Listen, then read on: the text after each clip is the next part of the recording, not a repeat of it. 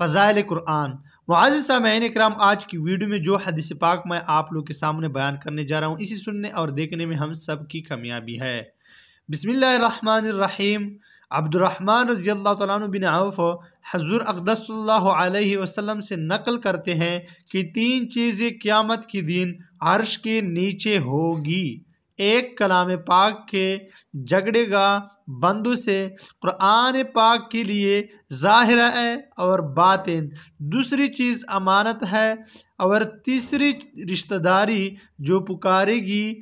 جس شخص نے مجھ کو جوڑا اللہ اس کو اپنی رحمت سے ملاوے، اور جس نے مجھ کو توڑا اللہ اپنی رحمت سے اس کو جدا کرے۔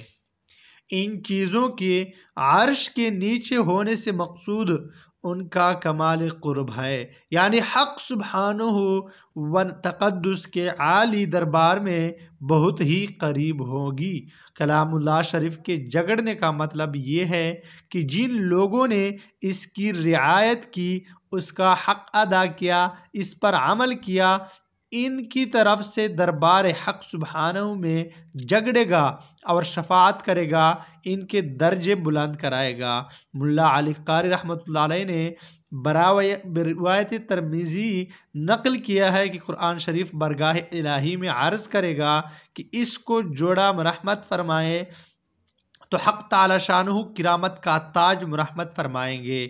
پھر وہ زیادتی کی درخواست کرے گا تو حق تعالی شانہ اکرام کا پورا جوڑا، کپڑے وغیرہ جو اس سے مراد ہے، جوڑا مرحمت فرمائیں گے۔ پھر وہ درخواست کرے گا یا اللہ آپ اس شخص سے راضی ہو جائیں، تو حق سبحانہ و تقدس اس سے رضا کا اظہار فرمائیں گے۔ اور جب کہ دنیا میں محبوب کی رضا سے بڑھ کر کوئی بھی بڑی نعمت نہیں ہوتی، تو آخرت میں محبوب کی رضا کا مقابلہ کون سی نعمت کر سکتی ہے؟ اور جن لوگوں نے اس کے حق تلفی کی، ان سے اس بارے میں مطالبہ کرے گا کہ میری کیا رعایت کی، میرا کیا حق ادا کیا۔ شرح احیاء میں امام صاحب سے رحمۃ اللہ علیہ سے نقل کیا ہے کہ سال میں 2 مرتبہ ختم کرنا قرآن شریف کا حق ہے۔ اب وہ حضرات جو کبھی بھول کر بھی تلاوت نہیں کرتے، ذرا غور فرما لیں کہ اس قوی مقابل کے سامنے کیا جواب دہی کریں گے۔ موت بہرحال آنے والی چیز ہے، اس سے کسی طرح مفر نہیں۔ قرآن شریف کے ظاہر اور باطن ہونے کا مطلب ظاہر یہ ہے کہ یہ ایک ظاہری معنی ہے جن کو ہر شخص سمجھتا ہے، اور ایک باطنی معنی ہے جن کو ہر شخص نہیں سمجھتا، جس کی طرف سے حضور اقدس صلی اللہ علیہ وسلم کے اس ارشاد نے اشارہ کیا ہے کہ جو شخص قرآن پاک میں اپنی رائے سے کچھ کہے، اگر وہ صحیح بھی ہو تب بھی اس شخص نے خطا کی۔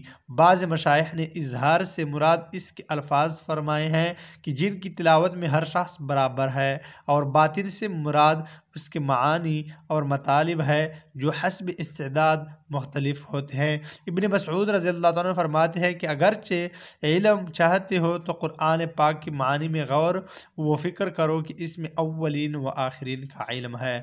وآخر دعوانا ان الحمد للہ رب العالمین۔